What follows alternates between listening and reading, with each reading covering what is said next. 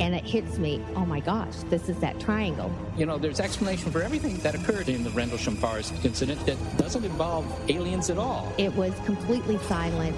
It comes right over our heads. He saw a classic flying saucer really standing in the clearing. He turned over to my father and held his hand, and he looked in his eyes and he said, "We're not alone."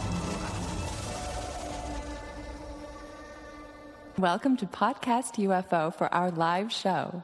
We're live every Wednesday at 8 p.m. Eastern Standard Time on podcastufo.com. During the show, feel free to participate live in our chat room.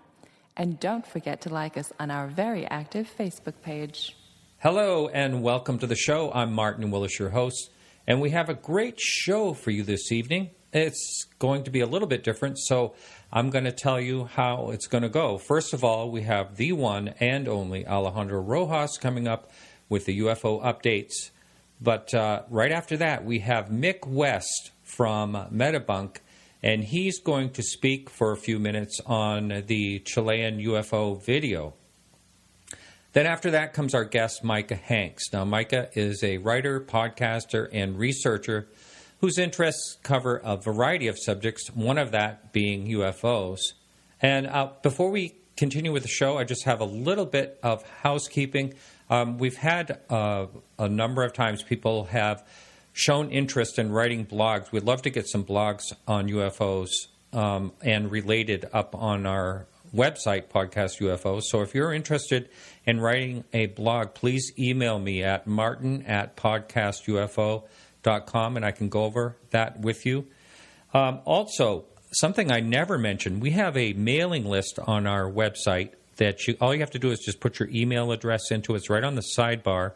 And that way, each week you will get who the guest coming up next week, the guest is this week, and links and all that. Only once a week that goes out. Also, as I mentioned a number of times, I'm going to be out at the International UFO Congress coming up the second week of February. And if any of you listeners are going to be out there, please send me an email at martin@podcastufo.com, and we can hang out. It'd be great to meet you. I always have fun there with listeners, except for the one that gave me the really bad flu last year from Canada. You know who you are, but that's okay. If you support the show, I want to thank you. If you can't support the show but still want to listen live, all you have to do is listen here at podcastufo.com every Wednesday evening from 8 to 10 p.m. Eastern Standard Time. It also is on PSN Radio as well, and you can listen to the show as a podcast on the Dark Matter Digital Network every Thursday from 10 to midnight, and again, that's Eastern Standard Time. Alejandro Rojas, how are you doing? I am good. That's awesome you have Micah on today. Both your guests are great, but I've been trying to get a hold of this guy lately, and we can put him on the spot. And how about this? This gives you a scoop, though. You might get a scoop out of this. Okay. He's supposed to be at a table at our event because Mike is awesome, and it would be great to have him selling his books and stuff. And we talked about it. He was all psyched for it. I've been trying to confirm. I haven't announced it yet either, that he'll be there and he'll have a table so people can meet him and say hi and everything. So you could put him on the spot. You could be like, hey, are you going to be there? And if he says yes, then yay, you got some news. Micah Hanks is going to be there to have a table. If he says no, then I don't know. We'll see what happens. So when it comes to the news, there's lots of big news today, though. Of course, as you mentioned, you're going to talk about the Chilean video. And Leslie, of course, Leslie Kane has posted a blog, a follow-up blog, where she had other UFO researchers, namely Robert Powell is one that I think you've had on the show. I've had on the show quite a bit. A great friend and a great researcher. He worked on the Puerto Rico case. Right. And, they kind of worked on some stuff, and she details the work where they kind of confirm. She doesn't mention the Metabunk website, surprisingly, because I think his was the most popular one that kind of called into question the the idea it was a UFO, but they essentially confirmed that it was an aircraft, and which is so it was some great work, and so now we finally have an answer. I guess there's no official message from Sefa'a out of Chile yet. Right. So they'll probably look more closely at it. But, yeah, so unfortunately, no UFO here, folks. Not this time. No. Yeah. Yeah. But it's great that you've got the Metabunk guy on, because it's going to be really interesting to hear, his process of how he examined the whole situation. Right. No, I know that in the article, Leslie mentioned blogs or something in social media, but she did not. Yeah. She definitely did not mention Metabunk. So, yeah, we'll talk about that and a lot more coming up. Yeah. Mm-hmm. And, she mentions blogs and social media and criticizing some people who are mean. And there were a lot of people. I deleted some comments that were just, either saying negative things about Leslie or Sefa. I wouldn't mind if they were legitimate criticism, but these were just, people just being mean. I don't know that she was referring directly to Metabunk. Some people felt that she was, but I don't know that for sure. In fact, I think that she was referring to others. But, yeah. We'll see where that goes. But other news. The big news today is that the CIA has put a bunch of new documents online, formally classified documents, 13 million pages of them, and many of these are UFO sightings. Some of them also have to do with the Stargate program. Of course, this is a program that involved psychics, essentially, the remote viewing program that we've heard so much about. I don't know. Have you had a Stargate person on your show? I have not. No. Okay. This is really exciting. I did have one of the listeners send me this article you're talking about with this flood of documents. And so I have some speculation I'll talk about. Go ahead and continue. Yeah, so I have had at least one person who was a part of the program. I think the best remote viewer, which is McMonagle, I think is how you say his last name. But John Alexander had some interactions with this organization. Now, these files are not necessarily new. In fact, something like 99% of them were technically already available. However, they were on a database, these computers that you had to go to the library at the CIA to access. Shepard Johnson, who is a contributor to Open Minds TV, he writes articles occasionally, and he had written an article about this database sometime, I think, last year, with some pictures of it, kind of calling into question, why aren't these available online? Why do I have to come here to the CIA to access things? Well, that's what other people were questioning, including people from a website called Muckrock, which is a company or a website where you post FOIA kind of stuff. It's a group of people who are trying to get FOIA material. So they actually sued the CIA to force them to finally get these files online.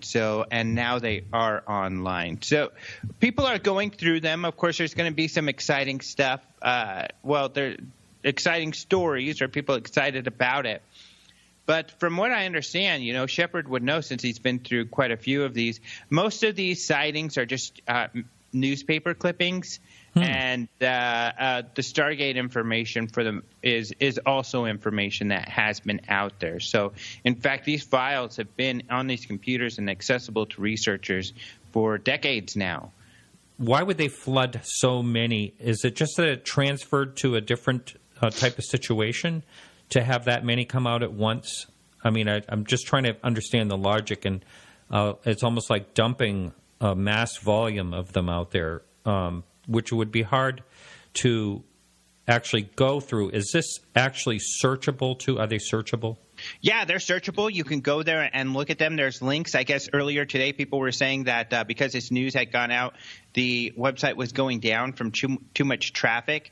But I think it's just that they were sued to get these files uploaded. So they uploaded all of them.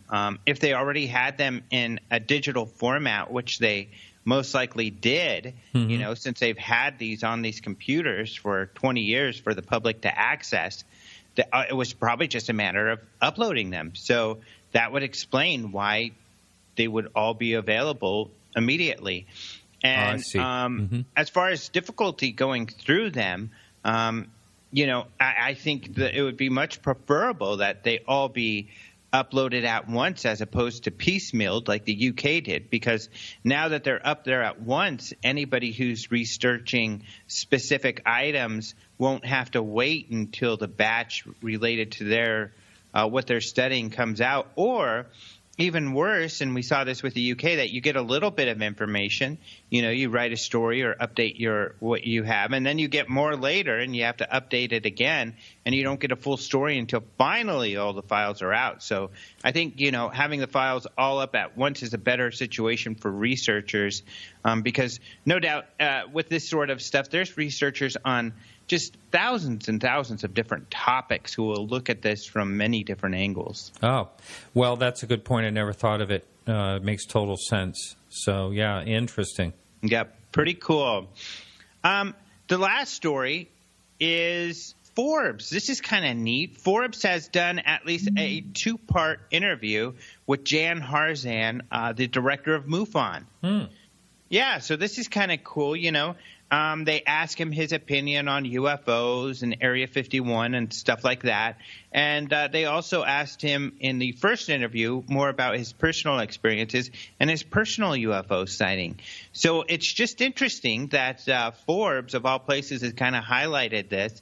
And they say it really nicely, just that, in fact, both stories are prefaced with kind of a little comment that even if you or I do not believe everything that Jan does, it's still a very interesting topic, and he has some really interesting things to say. So, wow. Yeah, pretty cool. That is awesome. Well, hey, thanks so much, Alejandro. I appreciate it a lot, as always. Well, it's my pleasure, my friend. Yes, we're going to talk to Mick West right now. Mick West, welcome to the show. How are you doing? Doing good. How are you? Good. And I had you back, I think, a couple years ago on the show to talk about the triangle on the moon that I thought you solved really well. And I'm glad to have you back. Unfortunately, again, it's another puzzle I do believe solved, a sad one indeed. But I do appreciate your work. And before we get started, I just kind of want to go over how events happened on this situation. First of all, the Chilean UFO article came out. I believe it's had well over 1 million views. Right away, it was a viral situation. I had Leslie Kane booked for the show last week, along with Jose Lai from the CEFA, the Chilean agency. So I saw your article. I was reading through a lot of different things, and I saw your article. I spent hours on your article going through, and you can do that with all the information you have there. I woke up the next morning, and I said, I can't do the show. I just felt like it was wrong, and so I contacted Leslie, and I said, I'm not feeling right doing the show. I think you should really, really look into what Mick West is doing on Metabunk. I'm not sure exactly the turn of events or how deeply she looked into it, but she has come out with a conclusion that this is most likely a plane. Unfortunately, as I mentioned just a few minutes ago with Alejandro, or he mentioned it, that you were not mentioned in her article, but I think you have spawned a lot of people looking into this. Yeah, well, it wasn't just me doing it, first of all. Basically, someone tweeted to me, I think the day after the article came out, and asked me if I thought it was a plane leaving a contrail, because my interest is in the contrails and the chemtrail conspiracy theories. I've become kind of an expert on identifying contrails over the years, and yes, when I saw it, it looked to me like it was a contrail. So I just put up a brief post, saying this looks like a contrail to me, kind of like what do people think. And then it was perhaps the next day or perhaps the same day, somebody else found that there was actually kind of radar coverage for that area. I say kind of because it's this thing called ADS-B, which isn't actually radar. It's GPS coordinates transmitted over the internet. But we had this coverage so you could track down relatively easy which planes were in the area at that time. Mm-hmm. And just over the next few days, it kind of developed from that into a more and more refined explanation of exactly what was going on. I could tell you went through a lot of work explaining everything and doing the diagrams with coordinates and all that. You did, for just a couple of days' work. A lot of the criticism I hear kicked around is how can an amateur and one day do what scientists and government couldn't do in 2 years. What are your thoughts about that statement? Well, I think part of the thing is that this was kind of an ideal fit for me personally, because this is the type of thing that I've been looking into, this type of case on and off for many years. Like one of the big cases, I don't know if you remember, was the mystery missile off the coast of Los Angeles, yes, where people thought a missile. Mm-hmm. And I was one of the people who tracked down the plane there and identified that. And it was a similar type of thing. It was a helicopter with a very powerful video camera taking video of a plane that was a very long way away, and they thought it wasn't quite as far away. So in a way, it was almost like an identical thing, except with the addition of it being infrared. And the plane, in this case, was actually flying away rather than towards you. But you get the same things coming into play. You get this perspective foreshortening, which makes it very difficult to figure out what's going on. It looks like the plane is flying left to right when it's actually flying almost directly away from the helicopter. So this is the type of thing I've been doing for a long time, just because of my interest in aviation and contrails and in identifying planes in the air. So it was a good fit for me. And, the experts in Chile, perhaps just didn't have that exact mix of expertise that I had. And it's kind of a random thing. It's not like I'm this big expert on all these subjects, but I just happen to have the knowledge about this type of thing, identifying planes leaving contrails that are very far away, and they just missed that because they only had this wide but still limited set of experts. Right, and I also think part of the issue with this, and I've made this comment to Leslie as well, is the Navy themselves were probably just not used to this brand new technology to them, infrared. And right, yeah. So go ahead. Yeah, the Navy as a whole, I'm sure, would have. But this was a crew who were testing out a new forward-looking infrared camera, and probably if they tested it out the next day at the same time, they would have seen the same plane taking off. And after they've used it for a while, they would get used to seeing planes taking off in their infrared camera. But as it was the first time, it looked kind of strange to them. Now, just your opinion, do you think this is a black eye for the Cephaa, or do you just think it's a simple mistake and they should just move on? It's hard not to see it as being a black eye. I mean, it's a 2-year investigation, or at least they've had it for 2 years. I don't know exactly how much investigation they did on it, and they concluded that they know what it isn't, and that they collaborated with lots of experts to try to rule out various possibilities. And one of the ones they ruled out was an airplane, and they said it couldn't be an airplane because there was nothing on the radar, and it didn't respond to being radioed. And then yet, now with the new article that Leslie has put up in Huffington Post, she posted radar pictures that she got from Cephaa, which actually showed the plane on the radar. So they actually had the radar data with that plane on it. So the plane was on the radar. So it's kind of strange to think, just trying to figure out exactly what their thought process was. It's almost like they got stuck with this idea that it must be in a certain area. So they only looked in that certain area. Or I think they had, they misjudged the distance. And how can you even tell distance anyway to begin with? I think that's a very difficult thing to address. And that's the thing with planes, like the A340, which is this plane, is quite a large plane. It's 4-engine plane. It's not quite as big as a jumbo jet, but it's still a large plane, so it looks like a smaller plane closer. So if you imagine if you get a plane that's twice as big as a small plane, when it's twice as far away, say it's 100 miles instead of 50 miles, it's going to look exactly the same. Right. So it's quite easy to mistake large planes as being a lot closer than they really are. Right. I suggest that if anyone has an interest in really looking at this case, to look at everything, but also go to the metabunk.com site and check through all the great work that Mick did. Now, Mick, just a couple of quick questions.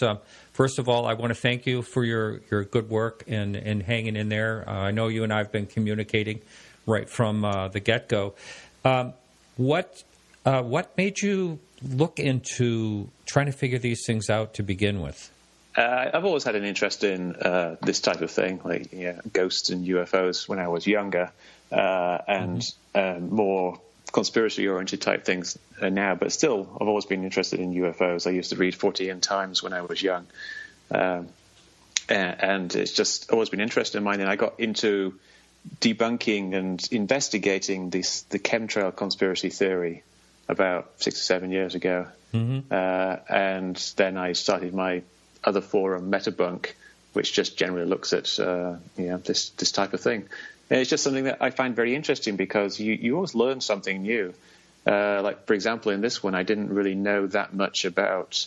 I didn't understand why the trail looked dark, which kind of suggested that the trail was hot.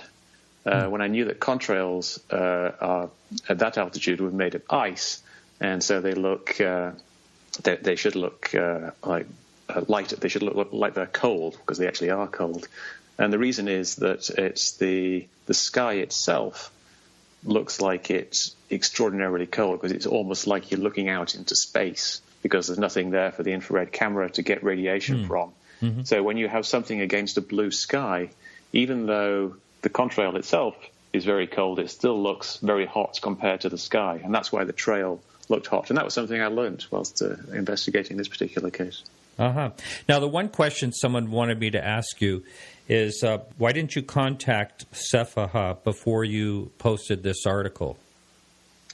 It didn't seem like there was much point, really. It's I figured if I would email them, I would probably have to wait several days before someone got back to me, and the facts speak for themselves. We have the video that has exact GPS coordinates of the helicopter.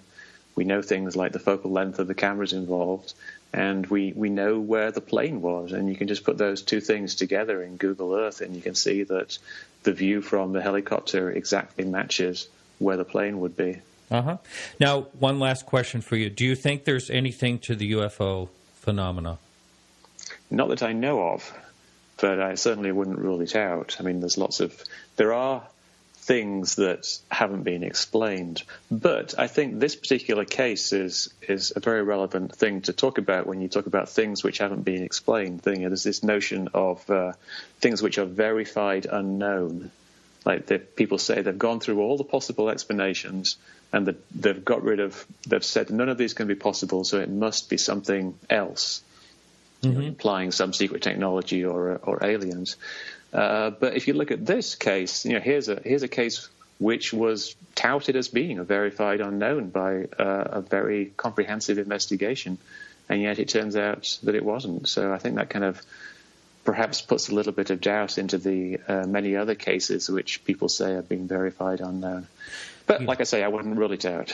Yeah. I personally have had a sighting that I just can't figure out how it would ever be explained in any way, and that's really what sparked my interest in this. And I know a number of other people have, and of course we could go into that. Perhaps I'll have you back on the show and we could talk about different cases. I don't want to say a debate, but something similar to that. We could have that type of conversation. All good. I really appreciate your hard work, and well, like I said, I'd like to have you back on, and we'll have a longer discussion. Sounds good. All right, thanks. So hang in, everyone. We'll be right back after this quick music break with Micah Hanks.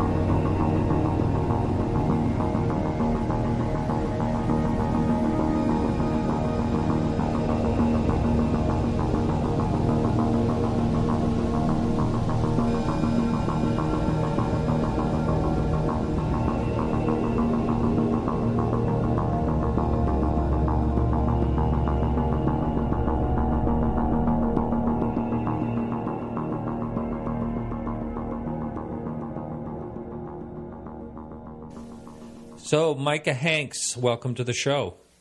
So good to be back, Martin. It's been, coming up on 4 years, I think. Something like that. Now, I do have to say to the listener out there, unfortunately, we are not live. We tried to go live. The stream wasn't working, and so someone in the message board looked into the PSN radio site, and right at the very top it said no live shows today. And I was not alerted. You know what this means? This means that I'm probably going to be looking for another radio station because I got to do my show live. These people were waiting in the chat room, and I feel like they missed out. So because of that, I'm going to make this entire show for any listener to listen to it, both members and non-members. You know, one of the things I have here, I encourage people to listen to the show live so they get to listen to the whole show. Well, I believe it's not fair to them. So I want anyone to be able to listen to the whole show. And thank you, Micah. We just have been wasting quite a bit of time trying to get this thing going. Thank you for waiting. Well, let me just say, that I have this expression I've used ever since childhood. If you're enjoying yourself, it's time well wasted. And so, we've had a good time catching up and everything, so it's no problem on my end. That's right.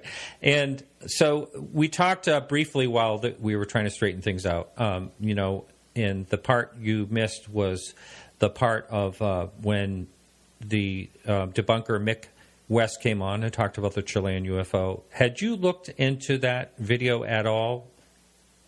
To I guess a superficial degree. I had certainly looked at the video. I was intrigued by it, but I have to say, to me, nothing about that video, and maybe this was almost more of like a visceral kind of response on my part, but to me, nothing about that video overtly said, well, this is some truly extraordinary kind of UAP. I have seen some very interesting videos over the years, as I'm sure you have also. And these days, it's increasingly becoming the case that more and more we can't differentiate between some of the really good ones and some of the really bad ones, i.e. the misleading computer-generated kinds of videos and things like that, which is why I spend less time, I guess, these days looking at videos in general. But I did get excited about the fact that, a government agency, not our own government, but at least one of the world's governments, had been involved in the acquisition of footage. When I looked at it, again, it left an awful lot to be desired, and my first inclination had been that perhaps there was a prosaic explanation and that at that distance, despite the heat signature, that what we were looking at probably was not something extraordinary, and it may have been more an illusion based on the direction the thing had been flying. Yeah, that's basically what it boiled down to, and, it's too bad, but, we just, at this point, we just move on. There's plenty of things that are happening that are still very, very mysterious and, can't be explained so easily as this. Although I shouldn't say this was explained easily. It did take some time, but once it got out, it kind of, and I hate to say this, but it kind of reminds me in a way, I'll say in the way of the situation of the Roswell slides. It got out there, and everybody did their work, and they figured out what it was, right away, that was a mummy, and that, unfortunately these things happen, and all you can really do is move on. Yeah, that's true. Martin, I, as many listeners who are familiar with my work, they'll know that over the years I have become more skeptical, and I think a lot of people kind of have maybe, I don't know about misgivings about that, but I think that some of them wonder exactly, well, what turned you to the dark side? For me, it's not a matter of, one being good and one being bad. If you show me good evidence, I'm very much, willing to be in every way a believer as well.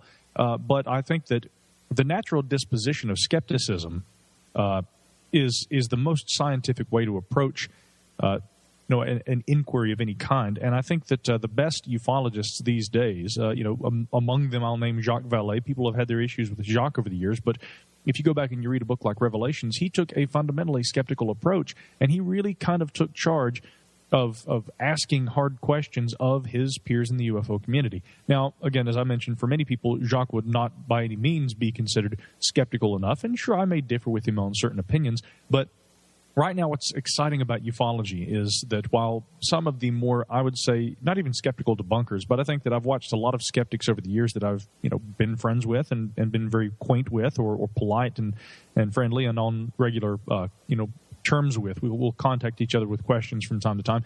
I've watched more and more of them get so disillusioned with the kinds of things that we see with the Roswell slides or something like that. And the disillusionment leads to cynicism, Martin. And then with cynicism, you see this denialist attitude where instead of being open-minded in one's skeptical inquiry, they go about their inquiry in a way that they have prejudged every UFO case, and at the outset they already know they are dealing with something that can be explained prosaically, and they will always, 100% of the time, come to a prosaic explanation, of which I'm immediately skeptical. So with the Roswell slides, I think it's fair to make that comparison, because technology is helping good, disciplined, and open-minded skeptical researchers out there to use technology and come to conclusive determinations, and quickly, sometimes more quickly than government-sponsored agencies. And the Chilean UFO situation was one of those. So I think that that's a good thing, and it's very exciting. I do too. And when I spoke with Leslie, who was supposed to be on my show, basically I said to her that if the truth gets out there about, even if this is a mistake, you're going to have more respect for talking about it than you are about not, instead of just not saying anything. And so I was really glad to see that article came out, even though it is, and I said to her, this must be really difficult for you and the agency. And she said, absolutely, it really is. The only thing you can do is you can do one or two things, and that is get out of ufology totally, any part of it, or just move on and just, I consider Leslie Kane very, very careful, but and I don't really put the blame on her. She was just going by what was presented to her, but I just think you have to even be more careful when it comes to something of this magnitude, a government revealing something. Well, certainly. We've all been in this situation, though, I think. I can certainly sympathize with Leslie Kane, wonderful researcher. But again, disciplined though she is a journalist. And so in her defense, I would say that she has to rely on scientific and technical details that are given to her by other agencies and organizations. And if somebody else debates that, or even goes so far as to debunk something, I don't necessarily fault her for relying on the technical expertise of others, if indeed that is the determination that she came to, which it sounds like to me. And so, I would absolutely stand behind someone like Leslie, who, doing her job, which is as a journalist, she is trying to be an advocate for openness, transparency, open-minded skepticism, and she's not going to be someone who is going to be defiant if she's presented with an alternative hypothesis as to any given case, this one included. She knows that if she is given good evidence to the contrary of a position she holds, that she will accept the position based on the evidence, which, to my knowledge, again, she's done. So with Leslie, again, I really think that people need to be careful about attacking because someone was quote-unquote wrong, because there are a lot of factors that should be understood in terms of what leads a person to being misled. And again, most of us really, in terms of, I don't have a formal degree or background in terms of scientific training. I'm very science-minded. And you could call me a science writer, but I'm not somebody who goes out there and who is doing on-the-ground research and who's done stuff like Ray Stanford and others over the years, who have really worked to document scientific evidence. So maybe what this shows us, maybe at the end of the day, Martin, we should see that there should be a greater call for people who are the advocates and the writers, the presenters, and then also those who are technically minded who can work with them to present the best cases, the best evidence for those cases, and the best deconstruction of what is appearing in these best cases. If we could get on those kind of grounds with people and have a community working together, many would say that already exists, but if that were the case, I think that we would be making leaps and bounds already. I will argue that there is still a lot of incohesiveness, I guess, in general in the UFO community. So I don't fault Leslie Kane. I just think that, again, this is one of those instances, and many of us have been there before. That's right. And I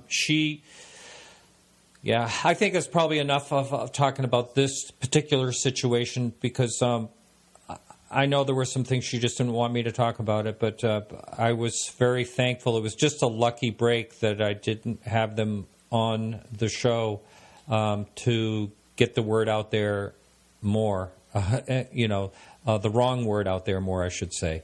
Sure. But, anyway, I still think, even regardless of what Mick West just said earlier, that he basically doesn't think there's anything to the UFO phenomena. He's just never seen anything when he looks into it deeply. And our guest last week, Mark D'Antonio, basically said he's never really seen a video or a photo that he couldn't, find something, that really, I think, actually, when I had a conversation with him last year out in Phoenix, he did say that there was this one case that he definitely says that he has absolutely no idea. Are you familiar with Mark? Oh, yeah. I know Mark very well. He and I are good friends, in fact. Oh, yeah. He's great. So even, that's healthy skepticism right there, I think. But I still think there are some things, like, for instance, we could talk about different cases. Rendlesham Forest, I think, is one, definitely, along with many others, where there's just no answer. Yeah, or at very least, if there is to be an answer at some point on down the road, maybe to be had, we haven't got the data in front of us that will help us make that determination. This is where I would caution the modern skeptical debunker. And I know that on various shows I go on, I often discuss almost more than the UFO phenomena itself. I discuss the sociological interplay between the skeptic atheist community. And I call it that today because in a lot of strange ways, it seems that the skeptic community has kind of adopted atheism, and they want to kind of, hand that to the people who they feel identify with their movement. One of the best examples, briefly, is Neil deGrasse Tyson, who said numerous times on my Wikipedia page, it was edited to reflect that I was an atheist. And I said, I'm not an atheist, I'm an agnostic. Mm-hmm. And he wanted that removed, and he would have it removed, and then the next day someone would go back in and they would edit it back in that he was an atheist. And he said that, it was as though I were being claimed. And so there is a bit of a contingency there. And I think that when you see that social movement of skepticism these days, and then you look at the people who, I would say that there are definitely some people who get a little far out for my taste in the UFO community. And some of them I'm very, very good friends with, because I don't dismiss a person based on their beliefs. I can disagree with them, but we can be friends.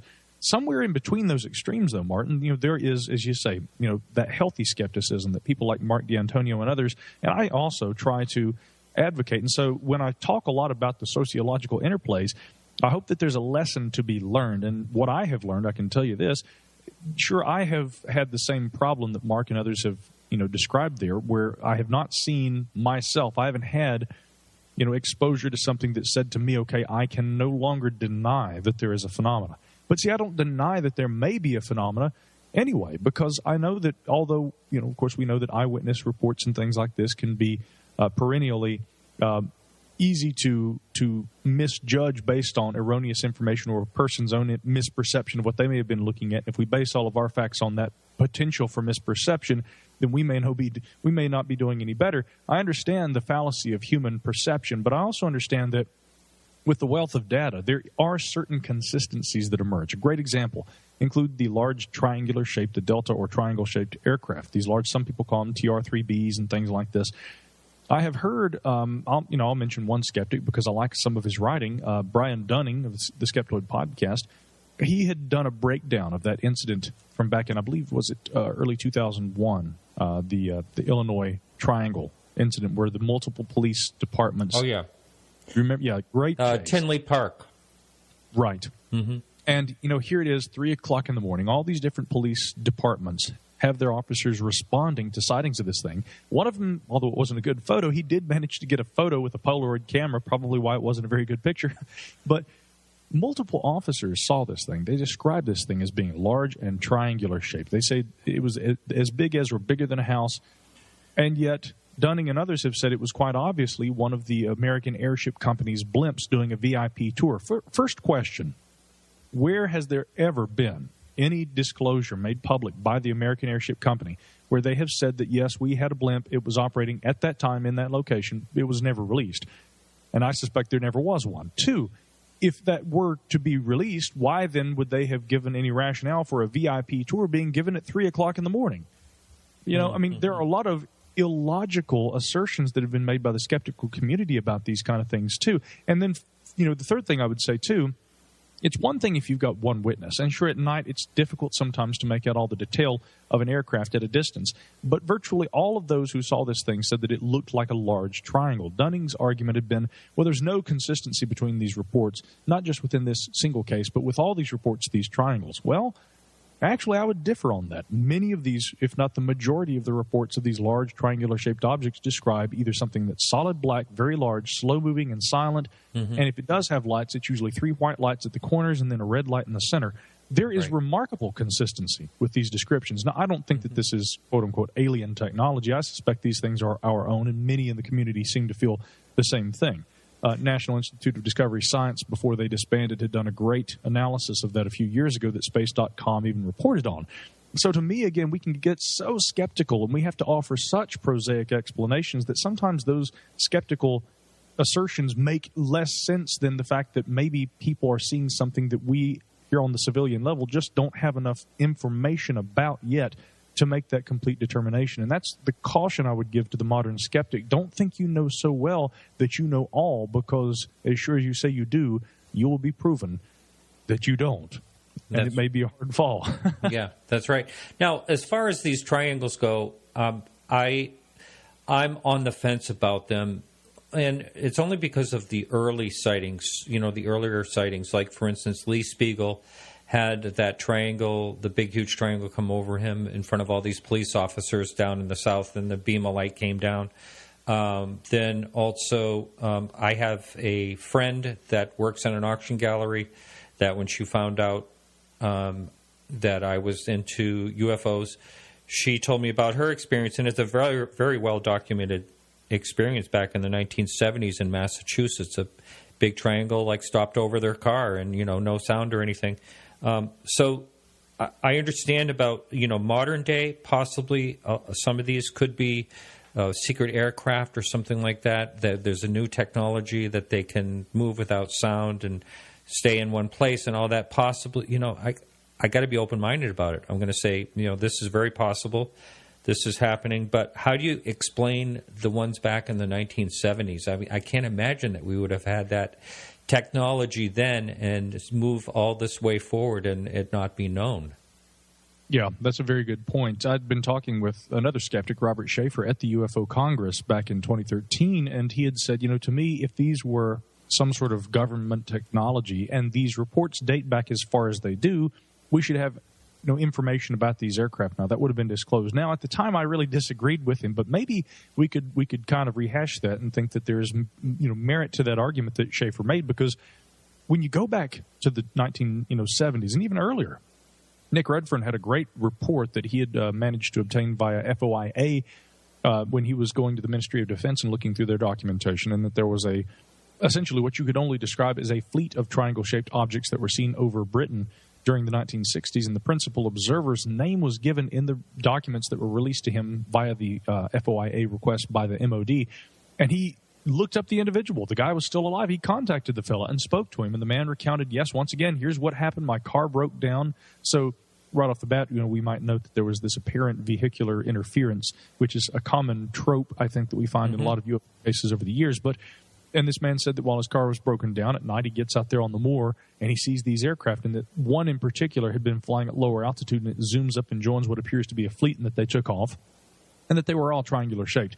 Now, if we have had, we being, the U.S. government or anybody else, if we've had a technology like that since the 1960s, and that's been kept from the public, it is indeed very strange that we don't know about that yet, and that there haven't been any meanderings or whisperings that have trickled down over the years, and that we have had, again, either a leak of information, and in this age of WikiLeaks, that makes it all the more implausible to me. And then, of course, there's also just the sense that, well, if these things have been in operation, why haven't we used these for some sort of a military or a combat situation? Right. Why don't people know more about this? So it is perplexing at times to try and understand exactly what we're dealing with. Are the early reports really representative of some of the aircraft that we have seen more recently? If this were exclusively a recent phenomenon, I think we could make a better case for why this is something that is more likely to be our own. I still maintain that I think a lot of them are, but that's for lack of a better explanation, and I may have to revise that hypothesis at some point. Yeah, and I know this year coming up is the Phoenix Lights anniversary. 20 years. Amazing, huh? But that is another baffling one, and that is all muddied up by the videos of when they actually were dropping flares. And so out in Phoenix, when coming up in just a few weeks, when I'm out there, I'm going to try to talk to some of the witnesses and perhaps get them on. I do a round robin out there live on Wednesday, the first Wednesday of that event. But I'd really love to get some of the eyewitnesses that actually saw the craft go right over their head. I know of one who might even be willing to talk with you at some point. Maybe off the air, I'll give you that information. Oh, great.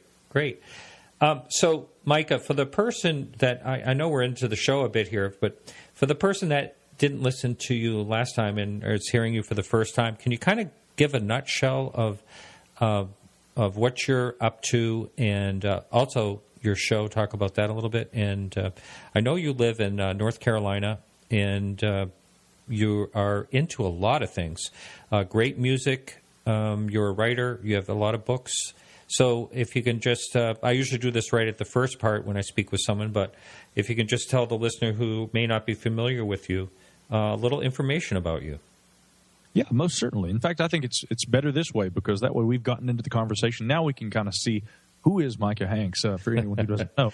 Of course, many in the UFO community do know me because I've been involved for a long time, and not just as a researcher. I mean, I think that there are a lot of researchers who are, they've been at it longer and they're more well-respected. But I am, like yourself, a producer of audio content. I do a podcast, which is also a live radio show called The Gralian Report. Gralian actually being more a reference to the Holy Grail, I guess, but also a portmanteau, a combination of words that references gray alien. It was just a word I came up with because, again, in this digital age, people park on websites, and it's very difficult to get good domains. And so when I began, and we're coming up on 10 years when I actually launched that site, but I'd been researching and writing for magazines even earlier than that.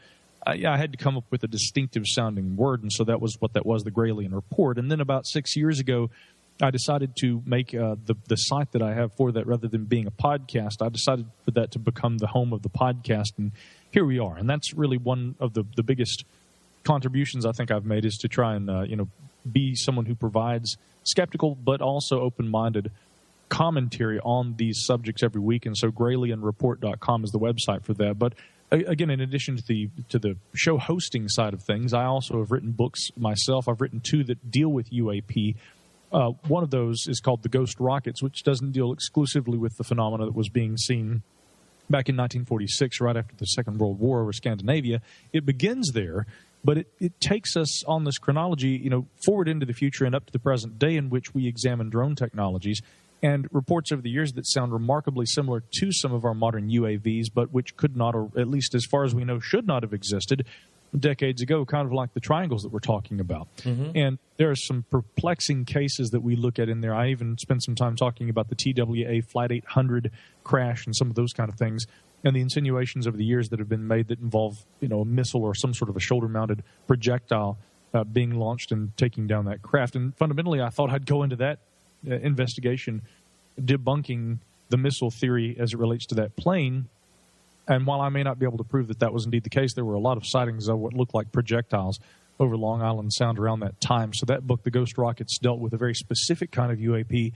My other book on UAP is called The UFO Singularity, which, although it deals some with UFOs, the principal idea with that book was trying to think in a broad-minded way about really how extraterrestrial life might contact us, or whether or not we would ever meet truly extraterrestrial technologies, or whether or not there would need to be extraterrestrial technologies to account for mysterious phenomena in our presence. And I look at this through the auspices of trying to understand what we would call technological singularity, which Ray Kurzweil, Benjamin Goertzel, PhD, who I interviewed for the book, a number of people address. So that book really, to me, was more about artificial intelligence. My publishers, of course, said, can you tie that in with UFOs? And I said, well, in 150 different ways. And although it's been largely well received, to my dismay, there have been some skeptics that have looked at the book. They didn't understand that this book was more about the AI side of things and not so much just about UFOs, although it certainly spends a lot of time talking about that. And they've come to conclusions that, well, Hanks believes that aliens are time travelers from the future, which that's not really what I'm trying to say in that book, but I guess that does go over some people's heads. So, so that's really been what I've been up to the last few years. And these days, in truth, most of my work involves not only the audio engineering side of things, and yes, I'm a musician, like you mentioned, but of course I have a lot of different projects going on the web, and I am deeply involved in some avocationalist archaeological research right now that has really, to me, nothing to do with the paranormal, but I'm interested in a lot of things. So to round that all out, it's kind of nice after all the work with regard to Paleo-Indian sites and things I've been doing over the last few months. It's nice to sit down and have a talk about UFOs. It was one of my first passions, and certainly one that I hope over the years I'll be able to maintain. Well, Alejandro said earlier for me to ask you if you were going to be out in Phoenix, and unfortunately, off air when we was trying to get the live stream going, you're not going to be able to make it out this year. And it's one thing that's but next year you're definitely going to be there. But I would love to sit and talk with you. Of course, this is a show about UFOs, but about the archaeological stuff that you're doing. I have a real strong fascination with all that. So, but anyway, that's great. I'll have to actually look into what you're doing. Oh, yeah. Now, ghost rockets. That I had. God, I think when I started the show, I had Claes Svahn from Sweden on talking about that. That's a very fascinating topic. I didn't get a chance to read your book. I am interested in that a lot. And one of the things that I recall about that is oftentimes they seem to land in lakes, right? Yes. Yeah, a lot of those classic cases. In fact, I cite a lot of Claes's research in the book, in the portions that talk about the Scandinavian research. But see, Claes, like me, hasn't relegated what he's done, purely to the 1940s incidents, which did sound an awful lot like ballistic missile tests, possibly captured German technology and things. And yes, in a number of those instances, they would crash into lakes, which was a very interesting kind of a continuity between the reports of these rockets.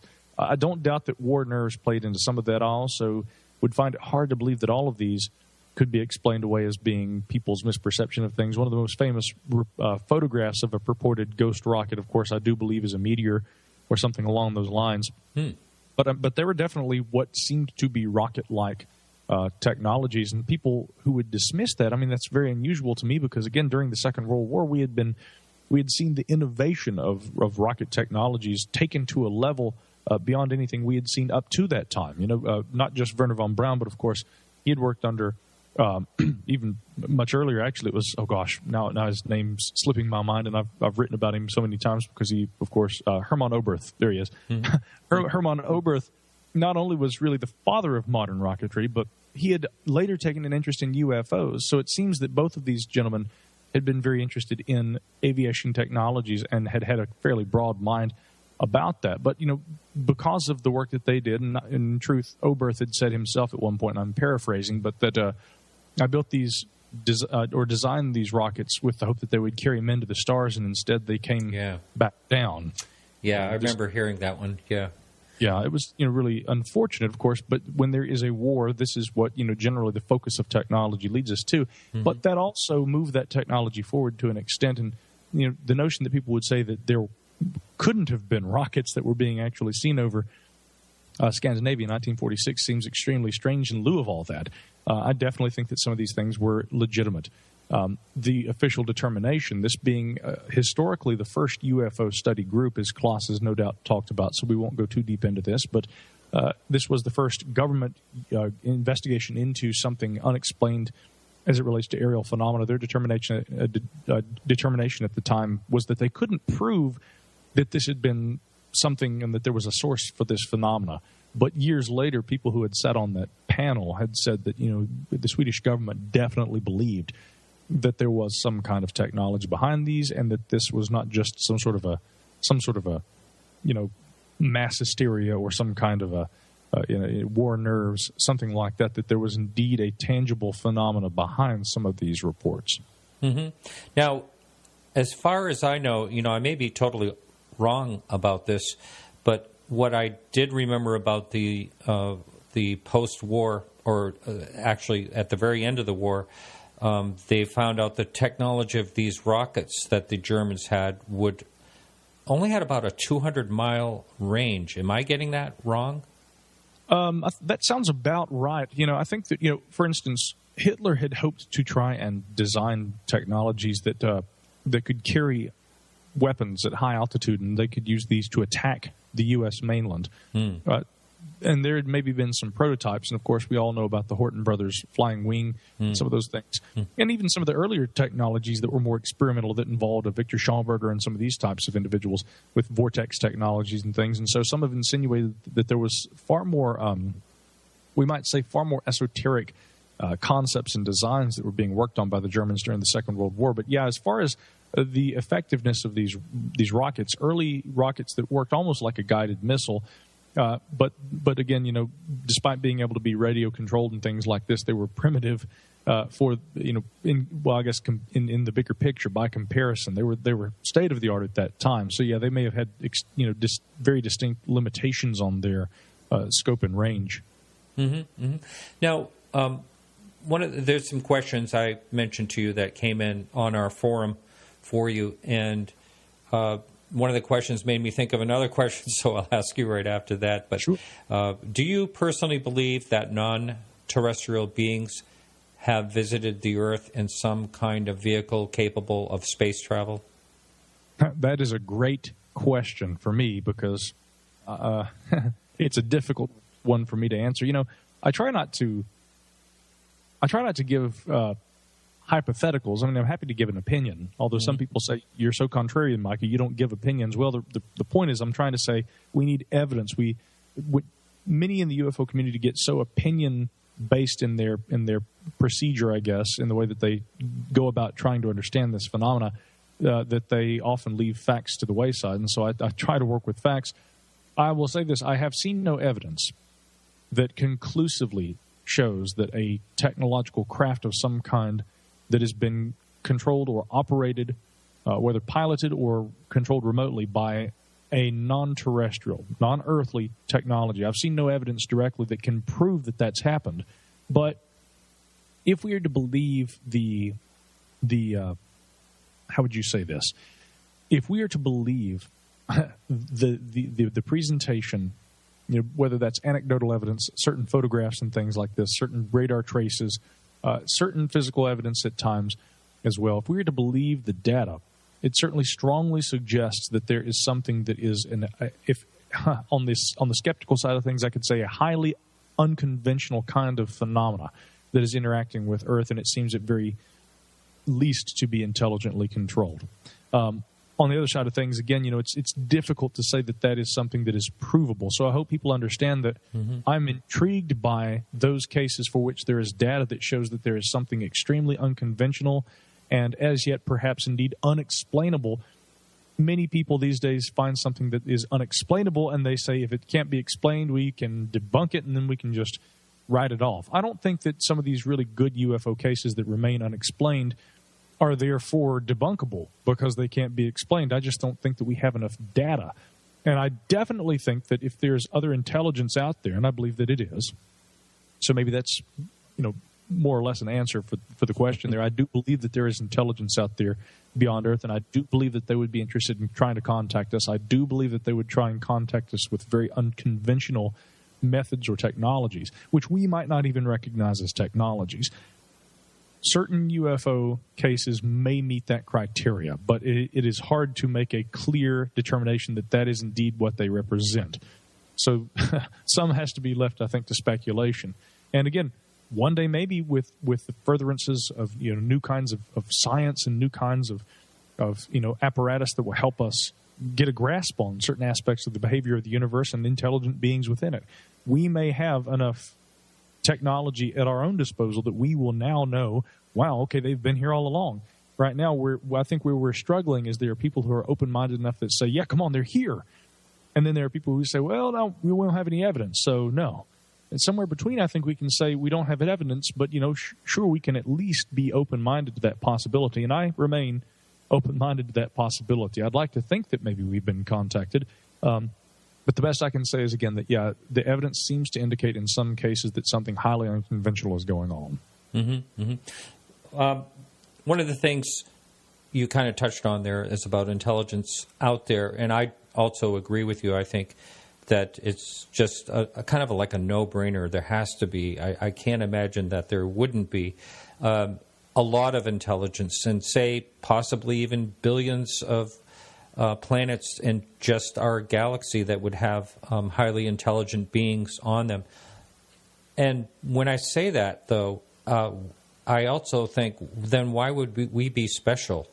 Why would they want to come see us if there's that many out there?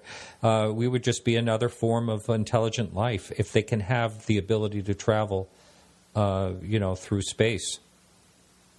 Well, this is one reason why I think philosophy is still important. Many of our modern scientists kind of, they don't just say that philosophy is no longer useful. I've heard some of them even say that it can be potentially dangerous or misleading. I think one good example has been Bill Nye the Science Guy, who said that some philosophers get so hung up on asking questions that they aren't actually moving science forward. Now, that's true, but I don't think you can make a broad statement about philosophy about that. What does philosophy have to do with UFOs, and why would I even bring that up? Well, the reason why is because I think that while science, we can utilize, for instance, telescopes or radio telescopes for that matter, and our SETI programs to try and find evidence of alien life out there. And I think that that's important, and I'm behind that. The philosopher, as well as perhaps the biologist or the sociologist or the anthropologist, I mean, they may all ask these questions also, but I think that, again, a philosopher fundamentally will try and say, well, how do we know what we know? Epistemological philosophy here. How do we know what we know? And therefore, do we know that alien life would behave as we do? Again, we may not see why an advanced civilization would want to contact us, but from the perspective of the advanced civilization with an entirely different evolutionary history, an entirely different set of technology, and actually an entirely different industrial revolution that would have led to the development of said technology, all of these different factors might write a very different story. And their reason for wanting to contact us may be something so far beyond the scope of human ideals.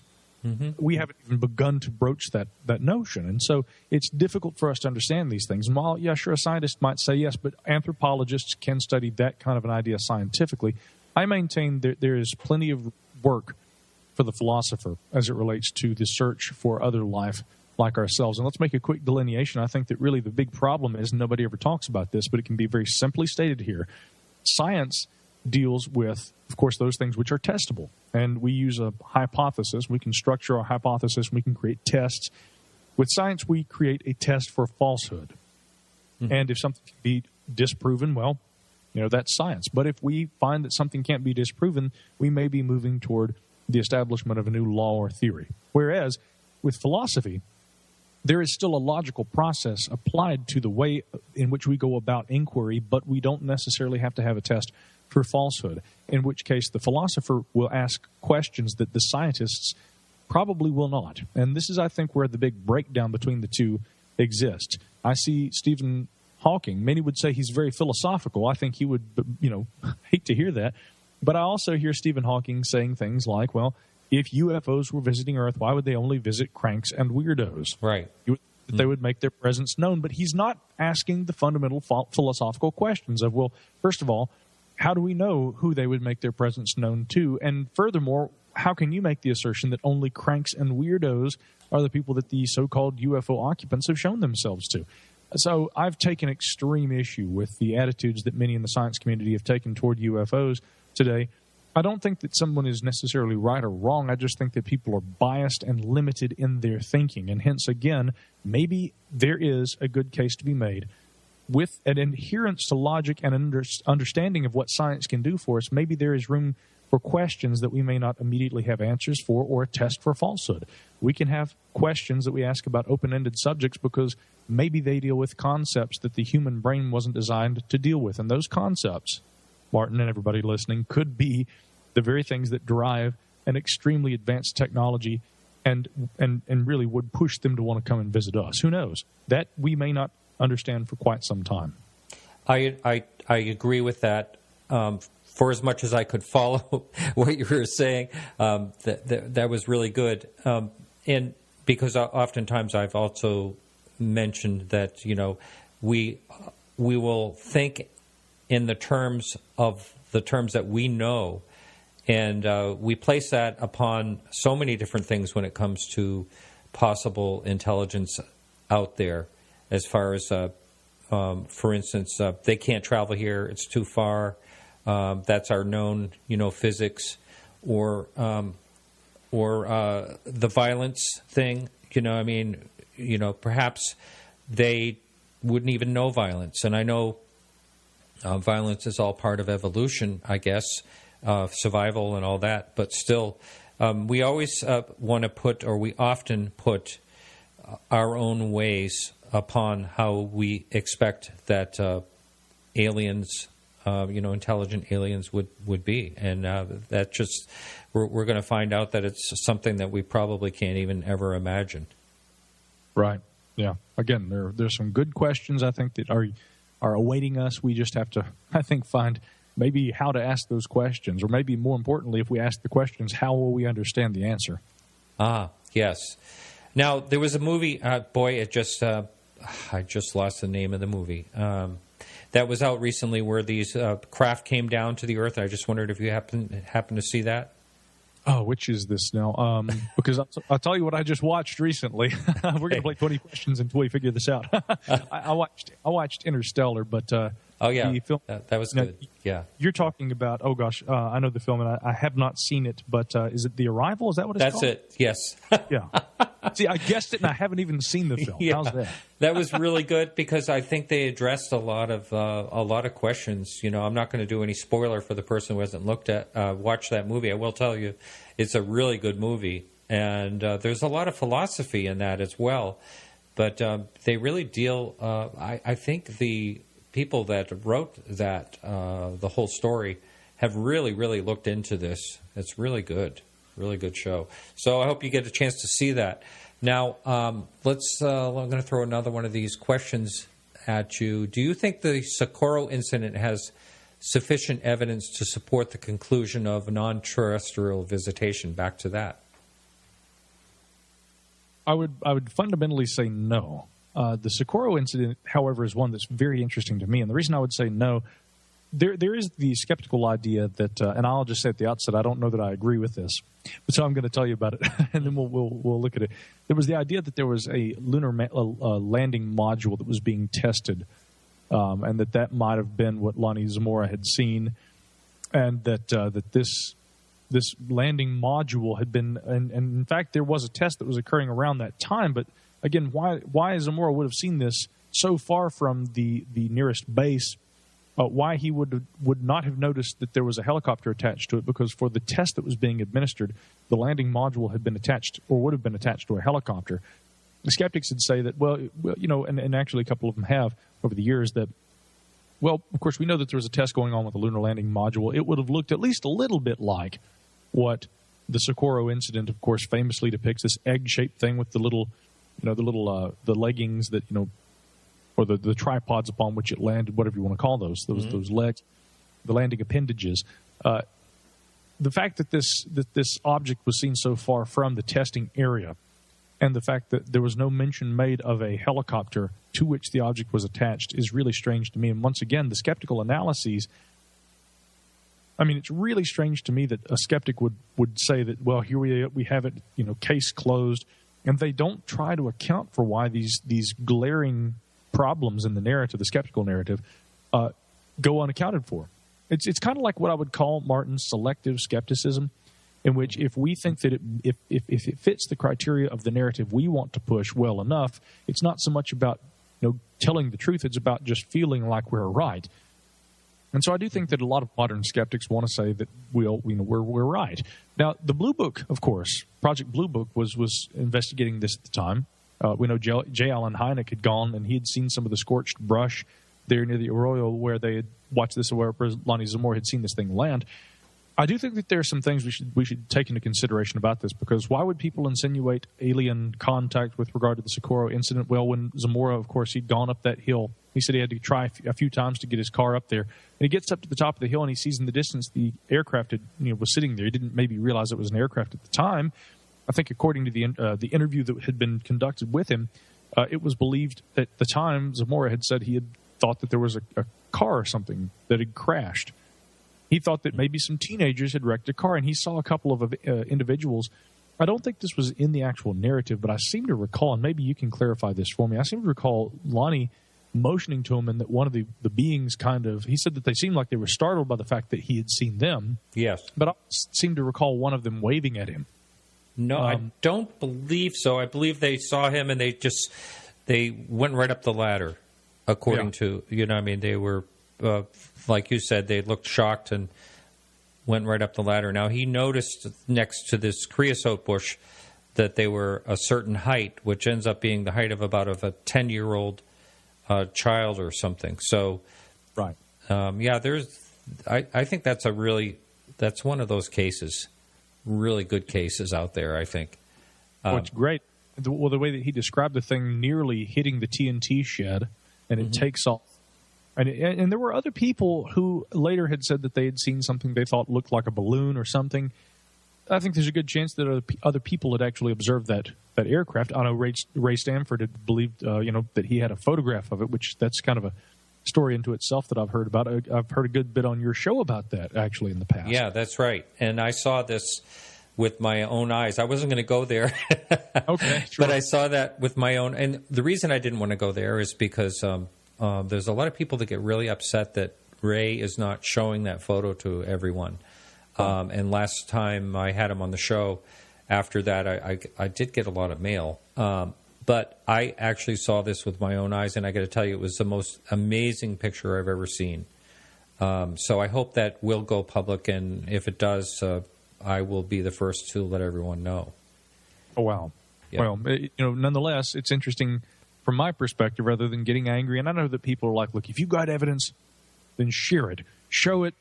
Tell everybody. Well, I think Ray, on your show, he's given a pretty good breakdown of why he has withheld that. And I think that in truth, there probably is similar evidence out there somewhere. I think that there are lots of really good photos of strange objects that have not been made public because people, for various reasons, feel uncomfortable with doing so. They may feel that they will be shamed or ridiculed. Another problem with the modern skeptic community. There was a study that came out last year that showed that not only being skeptical, but also ridiculing people can be an effective way of changing their attitudes about things. And the modern skeptics, they absolutely employ that. They think that, and maybe to an extent it is actually useful if they want to get people to change their minds. But I just don't believe, you can say it's about how I was raised.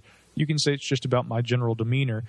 But I try to be kind, and I don't believe in ridiculing. I may disagree with you, but I'm not going to enter a discussion with the premise that I've got to debate you in a cynical way and be snarky and ridicule you. And I know that many people out there are afraid that if they even broach the subject of UFOs, they will be ridiculed. And the reason why is because you can go and look at any skeptic forum, no matter what you do, what you say. If you make any claim that falls outside the very ideological and dogmatic perspective of the modern skeptic atheist movement, again, I'm saying this as a skeptic, guys, those of you out there who want to listen, I mean, if all you have to do is go on those forums and you will see the kind of snark and ridicule I'm talking about. So it's no wonder that some people would sit on evidence and they don't want to come forward with it. We have to create, I think we have to create an environment that is open and warm and conducive to conversation, and an environment that people can feel that they are safe to come into, especially for those who are not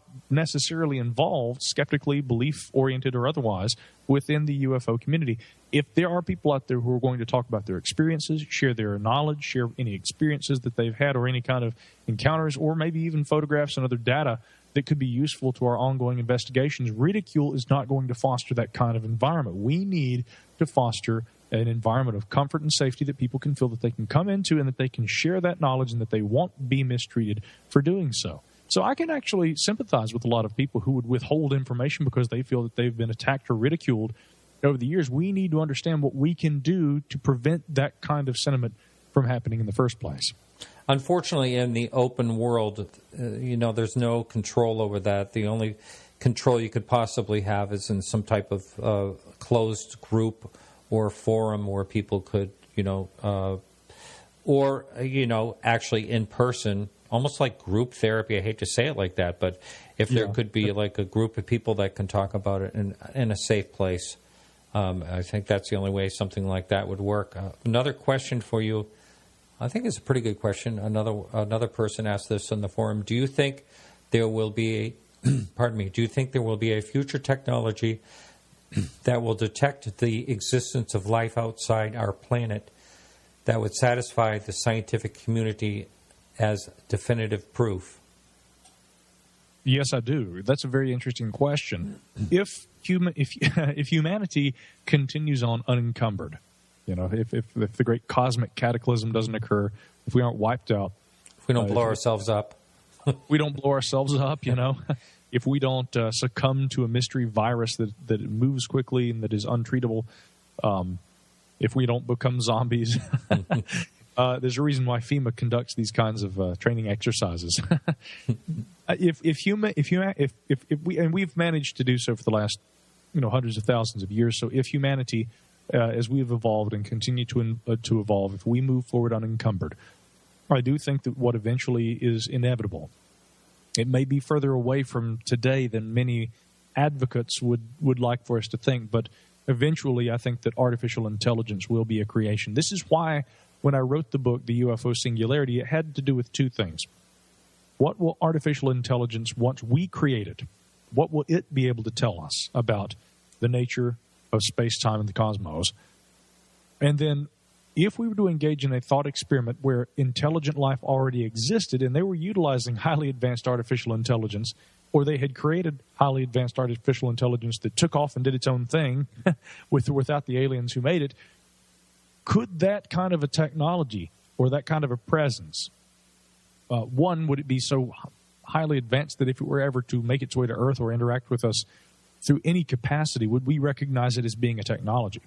Or would we call this a god? Or would we call this, spirituality? Would we call these divas, elementals? I mean, is our mythology based on our interactions with advanced technologies that may even transcend physicality, but nonetheless could be quantified as being sentient and intelligent? And could this be the very basis for a lot of human knowledge? I mean, evolutionary scientists would poo-poo that idea and say no. A lot of leading futurists would say we can't rule that out. And I think that the inevitability that it will come to fruition probably within the next few decades, that artificial intelligence will begin to be created and perhaps take off. And will it work with us or against us? We don't know. But I think that in likelihood there will be, maybe as we're coming close to the verge, coming up on that point, I think, and this is something I said in the UFO Singularity, that there will be technologies like that will probably help us make determinations about space and perhaps life out there that, yes, scientists won't be able to deny, because that technology that we will have at our disposal will do a better job than humans today are capable of, organically speaking. Now, I also think, though, that we have to look at that the other way, which is the other half of what I look at in the UFO Singularity. How likely is it that the quote-unquote aliens that we would have contact with would indeed be aliens? I think it's more likely that if this singularity idea, the idea of artificial intelligence, perhaps also the idea of cyborg technologies and a species or biology in general merging with the technology that it creates, I think all of these things have to be taken into consideration very seriously as we try to understand the methods and modes by which we may eventually be contacted by an intelligence. Break that down simply and just say Transformers. In the Transformers films, our first, and this is really kind of a funny thing, that's where it began for me. I thought, wow, think about the benefits of being a robot that travels through space. You don't have biology to worry about. So hypothetically, as long as you're well oiled and maintained, you as a robot could travel through space. The effects of time dilation and things like this, on age and whatnot, it might not directly affect you. These kinds of things are going to allow you to be able to travel through space more carefully or easily, and you aren't going to suffer atrophy and things like a biological organism would. And I thought it seems to make sense that as silly as the Transformer films are, I mean, as far as just being entertainment, I mean, it kind of made sense to me. I was like, wow, maybe we should be looking for intelligent life that isn't life at all, but rather something constructed by life. And And that is exactly what I think, in a kind of backwards way, a lot of singularitarians, or people who study the idea of artificial intelligence, its creation, and what role it will play on Earth. I mean, looking at that from the other perspective, if aliens are out there and if they're anything like us and if they're indeed more advanced than us, the UFOs and them piloting these things around may not be what we should be looking for. We should be looking for the maybe not entirely automatons, I guess, but at very least synthetic representations of the extraterrestrial life that might be capable of coming here more easily. That would be a more likely explanation for certain UFOs. So not alien time travelers from the future, but again, in likelihood, something similar to what we as humankind are probably going to be creating in the coming decades. So, yeah, I do think that in likelihood, as we get to that point when we create these things, we will probably not only, and this is, I don't want to give too much away, but at the end of the book, I essentially say this, we may finally see, for what it is, the phenomena we've been studying, but it may take getting to that point ourselves where we create technologies that help us see what we've been looking for, and then we will find, yes, that we are not alone. And whether they're out there or right here in our midst, yeah, that technology will probably prove to the satisfaction of many scientists that, yeah, this Earth is not alone. It's not a lonely island in this universe, and that there's other life out there, or at very least other intelligence similar to our own. Really good. Well, we look at what we've done. Again, I go back to that, but we've sent out a probe to Mars. And that's kind of how we get there first. And I don't think there's, I would think that there's possibly probes being sent out from intelligence all over the place. As a possibility. Just along the lines with that's how we, that's the easiest and safest way not to involve, human life or, beings as whatever they are. That's all possible. There was a follow-up question on the last one, and that is if there was science that was in the future that could find out that there is intelligence out there, do you think that they would be influenced by governments not to disclose it to the public? Also a very good question. I think that the problem that we face with regard to technology is that if there's anything that's significantly advanced enough, it is going to be of interest to the military. And I can't speak for Earth, in the year 2112, but I can speak for Earth in the year 2017, and I can certainly tell you that the Earth today, the way that our society is built, the way that looking at not just the United States or Russia or England or China, looking at the big picture in large part, although technology is already becoming more and more a part of how we conduct, if not warfare, the hacking and the cyber espionage and things like this. It's showing that really what it's all about is power and leverage. In the past, we used bombs to do that, but now we can get on a computer and we can assign a few hackers to do the job for us. And so countries it's leveled the playing field, technology, in a way that basically smaller players can have equal footing with the big dogs through the use of technology. So in the coming years, I don't know how this is going to change, but again, I think that, if it is something that can be utilized and technology is at the forefront of that, it is going to be something that will be of interest to the military. Now, there's some people who would go so far as to say that, secretly DARPA and the NSA, they're already working on artificial intelligence. They've already got it. They've had it since the 1960s in an underground bunker where the aliens that eat strawberry ice cream hang out, That's not to make fun of anything. For all you or I know, that may actually be the case. But yeah, we have to look at this and say that realistically, if it is at the forefront of knowledge and technology and advancement, it is going to be something that the military will be interested in. So I've often thought, could when we talk about something like a singularity, technological or otherwise, if any technology is going to spur that on, in likelihood, it's probably going to have something with roots in military technologies, which would be really weird because, again, when we talk about technological singularity and the idea that artificial intelligence might eventually spring to life and be in our midst, and the aspects of reality as we know it would change vastly due to a more intelligent intelligence in our midst, even of our own creation, nonetheless something that may be capable of superseding our own levels of knowledge. And perhaps, unlike us, we have to evolve in order to hone our adaptive skills.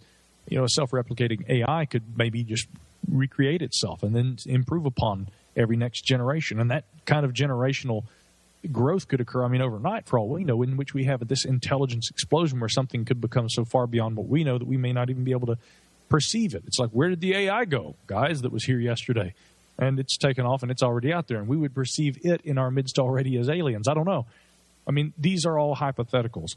But I think that, again, it would probably begin with the military. And how weird would it be, here's a question, if indeed military agencies covertly or in clandestine fashion were developing things like this, and then all of a sudden we all walk out there one day and there are robots all over the place, or our computers are talking to us, or we are surrounded by extremely strange phenomena that we cannot understand, and everybody's like, wow, it's the rapture, we don't know what's going on, something's going on, Nostradamus was right, who knows, when in fact it's a secret technology that becomes so advanced on its own that it can no longer be withheld.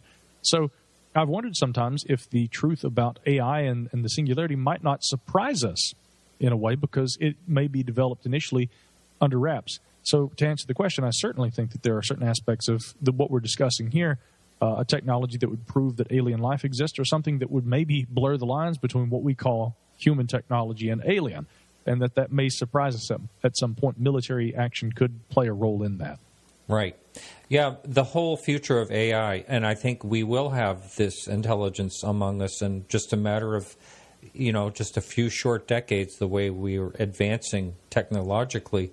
What do you think about Elon Musk's fears, his trepidations regarding the onset of artificial intelligence?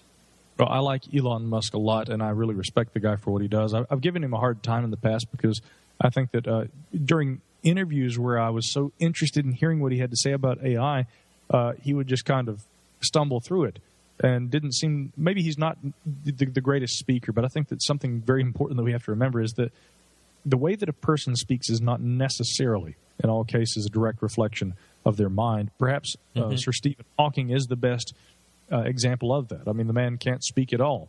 Obviously, at one time he could, but nonetheless, he's one of the greatest minds in the world, and he's wheelchair-ridden, unable to move, can barely even smile anymore. One can only imagine how troubling that would be, with all the thoughts and all the things he's thinking, and no way to express that. So, but I do think that in terms of trying to understand, again, I think the levels and the ways that technology can be presented, and not even technology, just intelligence. We have to remember that sometimes things like speeches, they aren't the best representation of that. But coming back to your fundamental question, it's kind of difficult. For me, for instance, just to kind of think about, I guess, the UFO phenomena outside the context of AI in general. And it's an odd thing, too, because I think people might say, what do those two things have in common? But again, if we're going to do it, if we're likely to create AI, and it's a likelihood, ideally I would think that intelligences out there like us, and I'm talking about extraterrestrial biological entities, they would in likelihood employ AI too. And the question becomes one of, are we seeing extraterrestrials? Are we interacting when we talk about UFOs, landings, abductions, things like this? Do some of these cases, I can't help but wonder, skeptical though I am, if some of these do represent something that we might not recognize because it is extremely advanced and it's something far beyond us, and it may not be aliens. It could be the byproduct of aliens in their own technological pursuits, if that makes sense. I saw that you wrote an article for Mysterious Universe. Those guys, I know they always have you on their show, and they're a lot of fun. But I saw you wrote about the Brown Mountain Lights, and I wondered if we could talk a little bit about that. I actually was contacted today by someone that's going to be doing a documentary on that. I know there's been a few different ones already done, but I'm interested to see where that goes. But how far away from the Brown Mountain are you? I know you're in that area. Yeah. As a matter of fact, I could drive about an hour and I could be there. And it's a place I've spent a lot of time, Martin. Now, here's the funny thing. Brown Mountain, I mean, we've really gone out into space, and we've looked at the kind of thing that my good friend Red Pill Junkie had said, for years, Mikey, you need to watch that movie Interstellar. This really is all about you. And I finally watched it on New Year's Eve this year. I got in from a show I played with my band, came home, watched that, and I thought, wow, he was right. So I guess these sorts of things have been on my mind once again, as they have been for a long time. But, coming back down to terrestrial phenomena, the Brown Mountain Lights are something that have been seen since at very least the early 1900s, although there are some anecdotal reports that go all the way back to the 1860s and 70s that entail, sometimes just a vague kind of a light that's seen off in the distance. There have been a lot of reports gathered over the years that indicate that these are objects that are indeed airborne, globes of light that pass overhead. I've spoken with many individuals who have claimed that they have been in close proximity with these lights, whatever they are.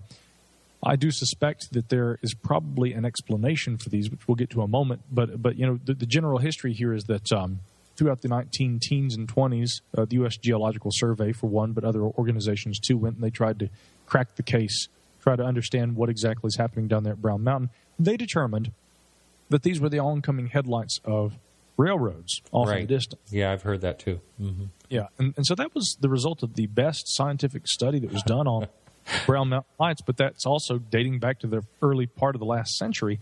And, again, many modern skeptics still cite that because it is maybe some of the best scientific data. But I'll tell you this, last year was a really, really exciting year for those of us who have been interested in whether or not there is some kind of UAP, some unexplained aerial phenomena that does occur there. Because there have been a lot of reports over the years. I've spoken with a lot of people who have said, yeah, something like a beach ball. It was glowing bright. It flew directly over our head. We watched it.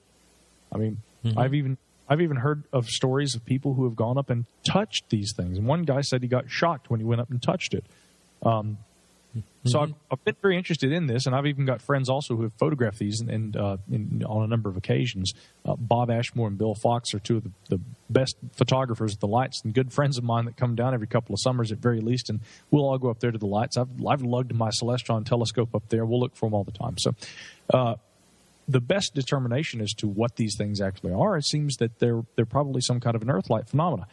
And in I'd say about halfway through last year, it was brought to my attention that Dr. Dan Caton at Appalachian State University, he has 2 web cameras that are hooked up on cabins up there near the Linville Gorge Wilderness, and that they're monitoring the Linville Gorge from different directions directly over Brown Mountain, which is just outside the Linville Gorge, in fact. But directly over Brown Mountain, there was a video of a light that appeared, and then it vanishes, and then later that same evening it shows up again, and then it vanishes. And so even some of the people in the scientific community are now saying, well, okay, it's really looking like there's some sort of a light phenomena going on down here. So, we don't really know exactly what that is. But, I mean, by definition, Martin, they are UFOs.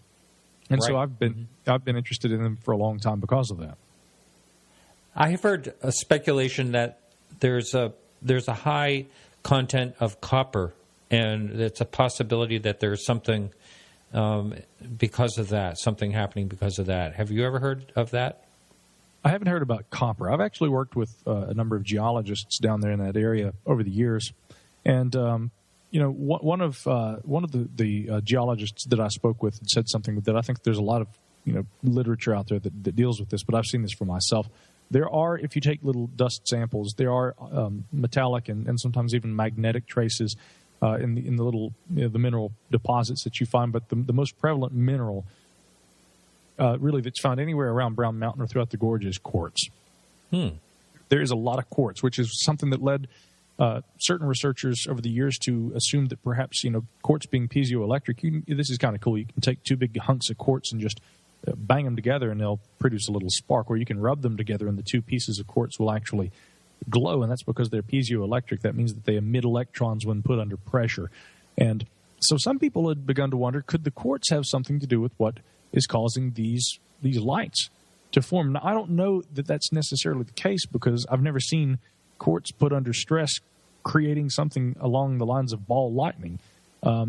Then again, by the same token, I mean, it may be a very unusual geologic location, and that the mineral content of the mountain there and the gorge in general, it may just be a very unique area that is conducive to the formation of some sort of a natural phenomenon like ball lightning. I think, however, what may be more likely, which is very interesting too, is that the Linville Gorge and this entire region right through here where I live exists on the Brevard Fault. What is less often discussed is that although Brown Mountain seems to be one of these hot zones for these lights, I mean, these things are seen all the time down near Columbia and Charleston, South Carolina. People all down through South Carolina say that frequently we see these lights raise up out of the ground and off, through the trees. And there was a gentleman down in Alabama who wrote to me just the other day and sent along some photographs. And he said, if you want to come out this summer and watch for these lights with us too, they're usually amber yellow lights that will move through the air. I'm really beginning to think that the Brown Mountain phenomena, for some reason, there was a local legend that was built around it that became extremely popular throughout the middle part of the last century. But this is not a phenomena that is in any way specific to the Linville Gorge. And if anything, it seems that all along the area that's affected by the Brevard Fault Zone, that these sorts of lights appear down here throughout the southeast, which to me definitely does point to that idea that John Durr and John Theriault and a few others over the years, Paul Devereaux has written about this too in ufological literature, that Earth lights, some of these UFOs may actually be something along the lines, some sort of a seismic phenomena, Earth lights, plasma kind of manifestations that occur as a result of again, fault zones and seismic activity and things along those lines. So that's an interesting and exciting thing too, because again, the more that we know about the varieties of things that could cause what appear to be UFOs to appear in the sky, the better we're going to be able to understand the broader phenomena in the future. Right. And then there's places like the Hessdalen lights. I'm sure you probably looked into that a little bit. Yeah, there's also Paulding, I think, which is in Illinois, if memory serves. There's, of course, the Mako lights in Texas. There are a lot of places where, again, very, very similar phenomena, and some of them are very well known, some of them aren't known very well at all. Again, in South Carolina and Alabama, these seem to be some of the lesser well-known, but they're nonetheless prevalent. In fact, if anything, they appear to be maybe more prevalent in appearance than the Brown Mountain lights in a lot of ways. So, wow. Yeah. So, in fact, I hope to spend every year I spend a little time trying to get out there and trying to study some of this, but I hope this summer to really, really get my nose to the grindstone, so to speak, and get out there and try and look into this throughout the Southeast at least. Along those lines, what is your thoughts on these hot spots that have nothing to do with like Brown Mountain, but hot spots where people see a UFO? This is one thing that's totally baffled me, is they'll see, like, say, the Belgian, flap during the late 1980s, where everyone sees a UFO show up in one place over and over and over and over again.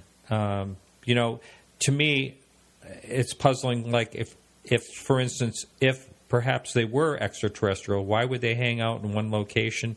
Why would they keep coming back to that one single location? Always baffling. It's always good to hear, what someone else thinks about that.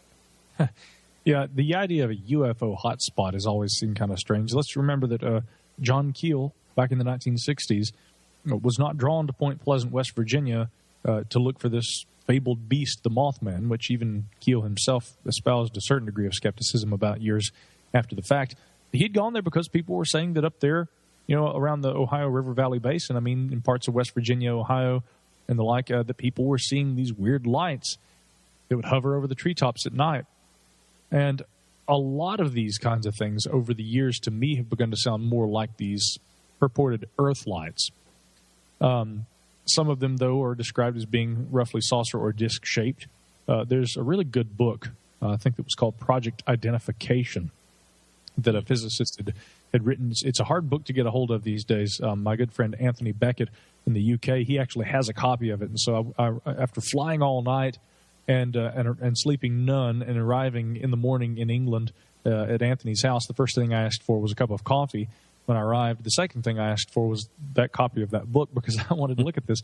And it was all about a physicist and a group of volunteer students who, over the course of several years, had conducted a very serious scientific study of lights and various UFO phenomena that would, again, seemingly reappear in various locales, and hence they were able to, at least to some degree, anticipate where these locations would appear. So the idea of a UFO hotspot, to me, says an awful lot about there being an environmental cause underlying what promotes the recurring appearances there. Whereas, again, the nature of the UFO phenomena with regard to, undeniably manufactured aircraft of some kind, however exotic it may seem, something that is clearly technological in origin and under intelligent control, that doesn't seem to be something that can be very easily pinned on a so-called hotspot. So my gut tells me that over the years, there are locations that sure have been associated with paranormal phenomena, maybe UFOs or some of that.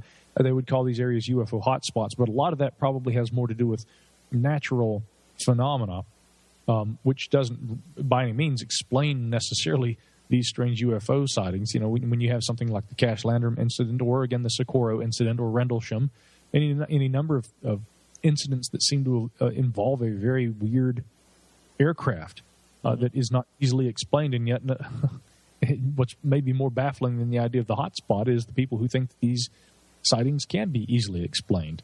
And again, I guess I'm taking a jab at the skeptics who I don't think well enough about these cases. I think that we have to either understand that some of these cases do fall outside the data set that we can easily rationalize, and that doesn't mean that they couldn't be explained, but that we just probably don't have enough information.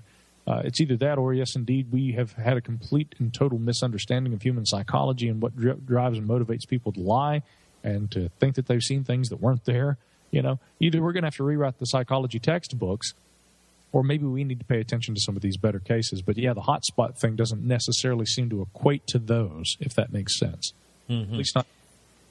Well, what about, you said earlier that you were friends with Mark D'Antonio, and as well as I myself am. And what do you think about things like the situation that he's trying to get involved in, the UFO talk, the UFO detection, and other people that are trying to do UFO detection? Do you think it's a waste of time? No, I don't think it's a waste of time because, again, we have an idea of what we're looking for. But what I think's fascinating about what Mark, and he's broken this down for me a number of times and given me a lot of updates over the last couple of years, in fact, about how this system that he's described would work. Whether or not it proves that flying saucers are coming down and buzzing around, there are any number of other things we might learn from a system like that. Mm-hmm. A system like this, if it is indeed something that could be achieved and maintained and operated on a civilian level, this might help in terms of aiding transparency. I think that transparency is something that we need more of in the world right now, and unfortunately we're seeing less and less of. And I don't think we have to get so far out as even like artificial intelligence or, on the milder side of things, the UFO TOG technologies. What we see already, for instance, with WikiLeaks and with organizations like this, we are seeing greater transparency. We had Gary McKinnon, the UFO hacker, a few years ago. Oh, yeah. Who was able to, again, according to what he says he did, and if he hadn't done it, I don't think that there would be orders in terms of attempts at trying to extradite him to the United States and prosecute him. Mm-hmm. That's what's so remarkable about a case like that, is that by virtue of the action taken by government in response to what McKinnon said he did, it seems to very much legitimize what he says he saw, to an extent at least. And so the reason I bring that up in the context of the UFO talk that D'Antonio talks about is that I think we have to remember that it may not even take technology that advanced to help us learn new things in the coming years. I know Richard Dolan has said this for quite a while. He thinks that groups like WikiLeaks may be some of the best weapons, if you want to say that, or look at it that way, in terms of revealing the UFO reality. Then again, how long would organizations like WikiLeaks and other whistleblowers yet to come, no doubt, how long would they have to work and find nothing, or at least nothing that would, again, confirm and satisfy the rational mind? How long would they have to work before we'd have to say maybe this phenomenon is not what we thought it was? In which case, a system like the UFO TOG, we may not learn about UFOs directly, but there may be other things that we would benefit from, and other kinds of phenomena or technologies even that we would take on a better understanding of through the implementation of a technology like that. So to me, it comes down to And yes, some of those may be government. So to me, again, it comes down to, I think it's always admirable when people have an elaborate idea that may change the way that we see things. And what we can always hope for is that on a citizen level, the citizenry can find methods of funding. And once again, technology helps a lot with this, because crowdfunding has really helped get a lot of innovative ideas off the ground in ways that you used to have academic funding or government, taxpayer dollars or something like that behind it just to be able to get it done. Nowadays, if you've got a good enough idea and you can get enough people excited about it, you launch a Kickstarter or a similar crowdfunding campaign, and you may have $100,000 overnight. That's right, Indiegogo or anything like that. Yeah. Yeah. So it's an exciting time, and I would love to see something like what Mark D'Antonio has been talking about, because whether or not it proves that aliens are visiting Earth, there may still be benefit to being able to have that kind of a surveillance system set up, and again, something that could be moderated, by civilian organizations rather than just by military. Okay, probably the last question here is, what do you think is the most convincing UFO case and why? That is a tough question. There are a lot of them. As far as the most convincing UFO case, I definitely think that the Socorro case is pretty unique, because a number of factors are involved there. First of all, what Lonnie Zamora described did not involve what sounded like a helicopter. I mean, I dare to think that, by that time, that the man probably would have, and when I say time, by that period in history, that man would have recognized what a helicopter looked like. I mean, I think that if memory serves, helicopters weren't really used extensively until around the time of the Korean War, at least as far as military operations and things like that. But by the time of the Socorro incident, it seems unlikely that he wouldn't have recognized a great big landing module attached to the side of a helicopter. Maybe, though, we should look at other cases and consider whether that was the case there, because we look at Antonio Villas-Boas. He was allegedly abducted in South America. Of course, this case involved a large egg-shaped object descending down over the field and everything. And I was remarking to my friend Nick Redfern, well, come on, it's not like you wouldn't have recognized a helicopter or something. And Nick says, oh, no, mate, hold on. Don't get ahead of yourself. Now, let me. So he goes and he gets his documents and he reads the actual portions of the excerpts from the initial interview with Antonio, in which he describes that there was some sort of an object or something spinning above the large egg shape. And I'm like, oh, wow. He really did describe like a helicopter. Incredible. Which I don't doubt that I don't think he was a liar. Again, I think that there are a lot of these abduction cases where, and Mark Pilkington did a great job where he covered some of these in his book, Mirage Men. It seems to be an awful lot like a lot of these abductions have been staged over the years. So what is a good case that really seems to really suggest something weird was going on? Socorro incident might be one of those, but the other one that really comes to mind, and the one that I'd probably go with to answer the question, would be the Cash Landrum incident. Betty Cash and Vicky Landrum, I mean, it seems very obvious that they were physically affected by something that they observed. And I've heard certain skeptics go so far as to suggest that Betty had laid under a heat lamp with a piece of cardboard over her with holes punched in it to recreate the effect of the sunburn that presumably it wasn't really a sunburn, but burns from radiation, and that she had drank chemicals in her house to make herself sick and nearly killed herself so that they could hoax this UFO. Unbelievable. Let's look at this from a different angle. Again, of course, these kind of allegations come out after both the women are no longer with us, and thereby they can't defend themselves. Let's look at this from another angle. Why is it that when a skeptical debunker has to break down and debunk one of these cases, that they not always, but generally tend to take the attitude that a person who claims they've seen a UFO is either looking for recognition or they're trying to find a way that they can make money off of this. Now, you could also say that, well, then again, though, there's a little industry within the UFO community of people who are out there selling their books and they're making their lectures and they're getting rich. Let me tell you, as a UFO lecturer, as a UFO author, if I wanted to get money, guys, if there were ways I wanted to be able to go out there and make money, I'd find much better ways to make money than out and talking about UFOs. So this assertion that people are just in this, whether they're the experiencers or the people who want to talk about it, and try and educate people about this, that it's all about money for them, and that it's all about fame. That is in itself erroneous, I think. It's certainly true in some cases, but it's just not right to assert that that's always what motivates people to say they've seen a UFO, which is what people have tried to say about Betty Cash and Vicki Landrum for years. What we seem to have is that two women were affected by something that they saw, physically affected, perhaps also sickened by it.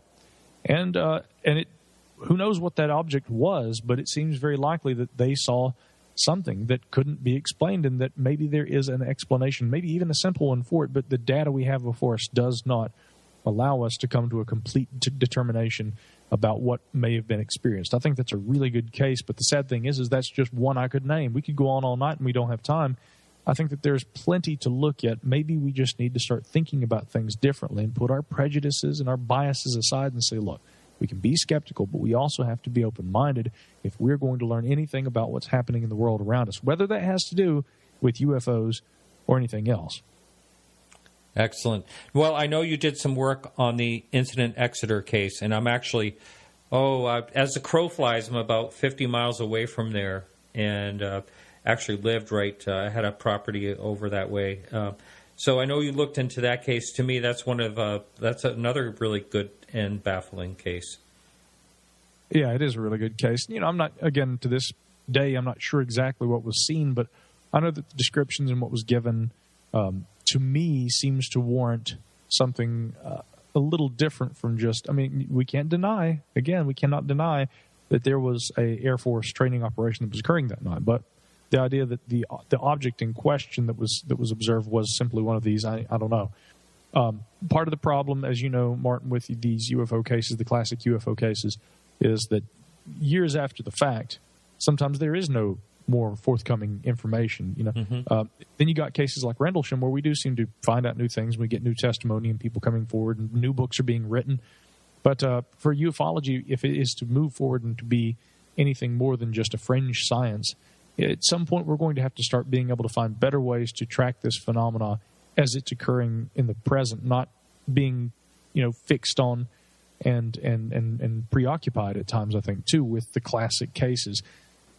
UFO, I think, studies, ufology should not be UFO history, and exclusively that. We need to look forward at this phenomena just as well as we have taken time to look backward at it.